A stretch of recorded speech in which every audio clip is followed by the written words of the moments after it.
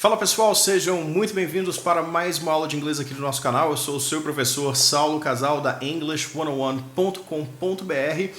Para ver a aula de hoje, a dúvida vem de um dos nossos alunos aqui, do Tony Winner, que nos mandou essa pergunta aqui, querendo saber por que os nativos, os gringos, os falantes da língua inglesa colocam as preposições, às vezes, em algumas situações, no final das frases. Você já viu isso antes? Você também tem essa dúvida? Então vem comigo que eu te explico depois da vinheta.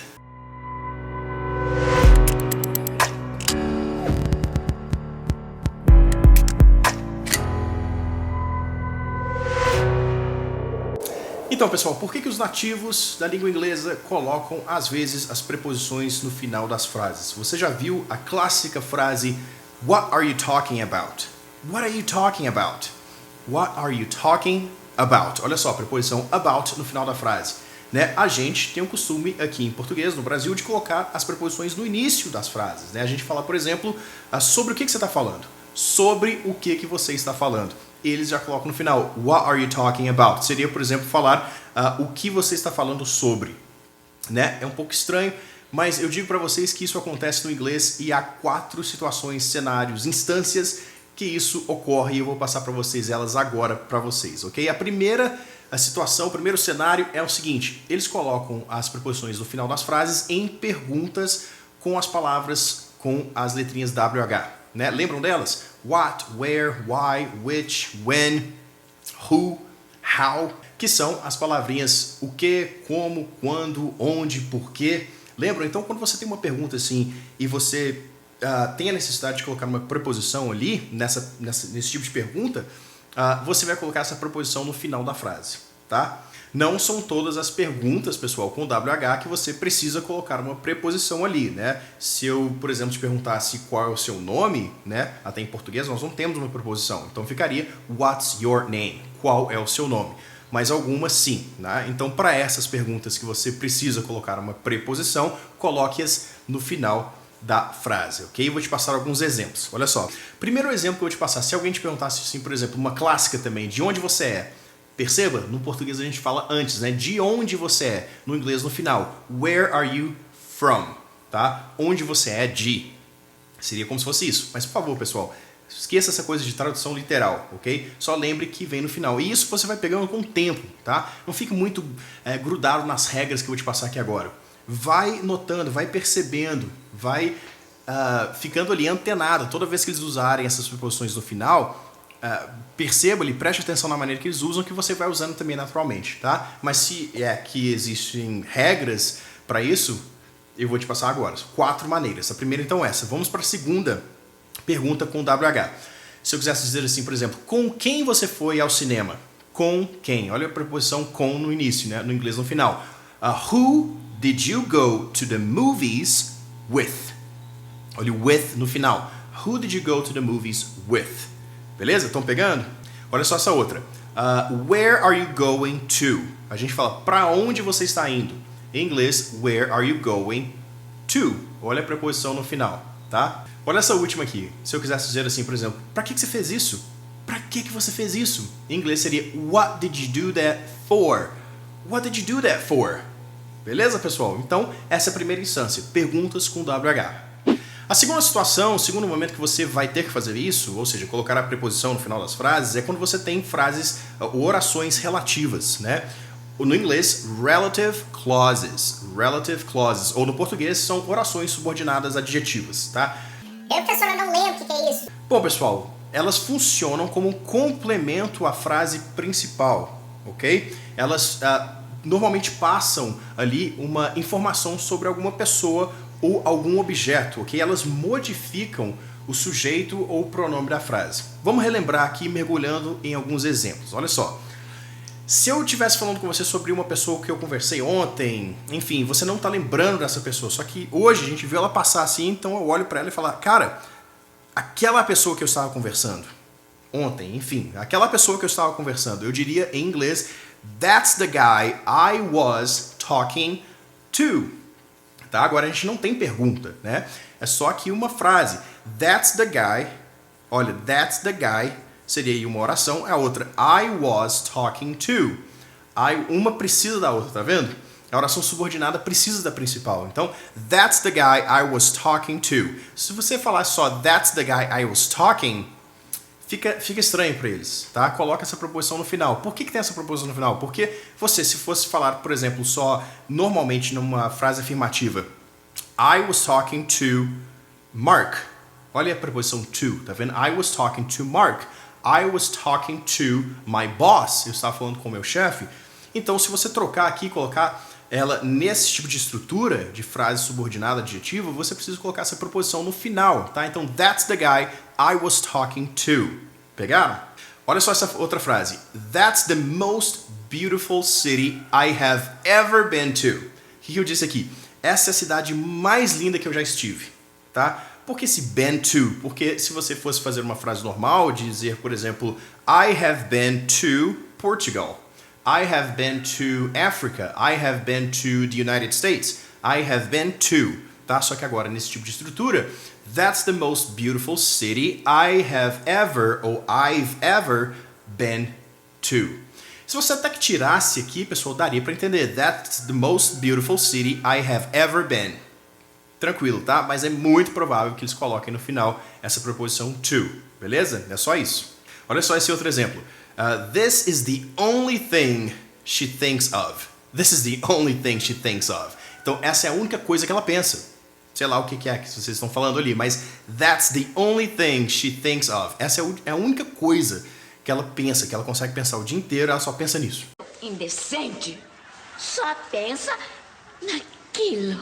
Tá? That's the only thing she thinks of, ok? A última frase, olha só. Getting a new job is all I hope for. Getting a new job is all I hope for. Então, conseguir um novo emprego é tudo que eu espero, tá? Então, frases, orações relativas. Relative clauses. A terceira instância, situação que isso ocorre é quando você tem uma frase na voz passiva. O que seria isso? É quando o sujeito da frase sofre ou ele recebe determinada ação ao invés de praticá-la. Então, o sujeito recebe essa ação.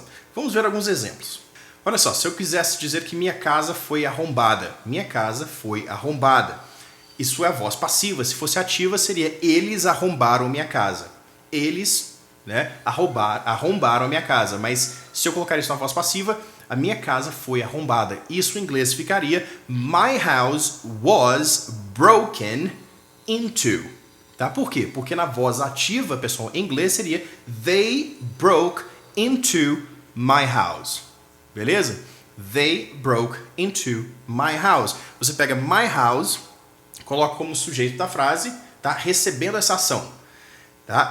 Eles era o sujeito, né? My house era o objeto. Pega ali o objeto e coloca como sujeito. My house was broken into. Tá? Então a preposição vai no final da frase também.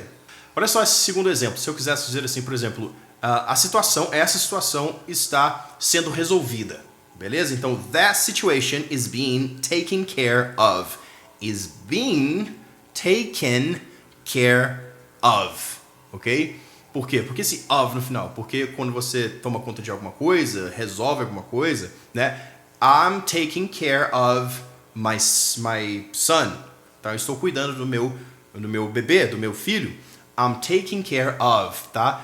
They are taking care of that situation. E é só trocar. That situation is being, tá? É o be no gerúndio, com ing. Is being taken care of. Tá? Então, essa situação está sendo resolvida. Beleza? Taken care of. That situation is being taken care of. Don't worry, I got this. Olha só essa outra. This bill hasn't been paid for. Temos uma frase agora no negativo. This bill hasn't been paid for.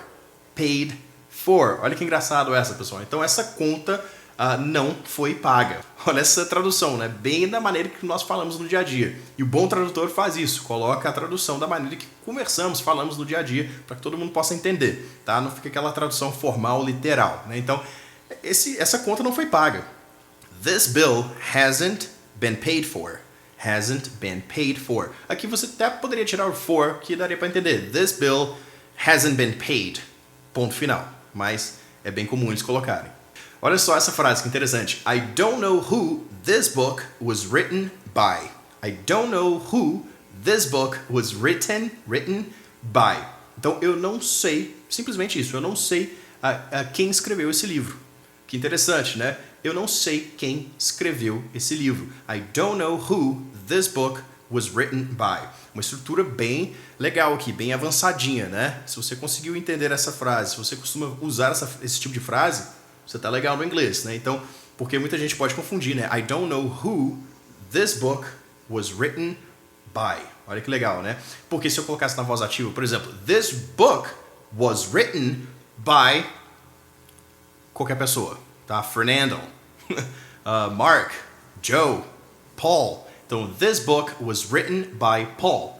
Mas agora você não sabe quem escreveu esse livro. I don't know who this book was written by. Legal? Agora, o quarto e último momento em que você vai colocar as preposições no final da frase é quando você tem uma frase com o verbo no infinitivo. O que é o verbo infinitivo, né? Cantar, pular, jogar. São os verbos que você normalmente vai encontrar no dicionário ali, a maneira que eles estão no dicionário, né? No infinitivo, beleza? No inglês, eles costumam ser precedidos da preposição to, certo?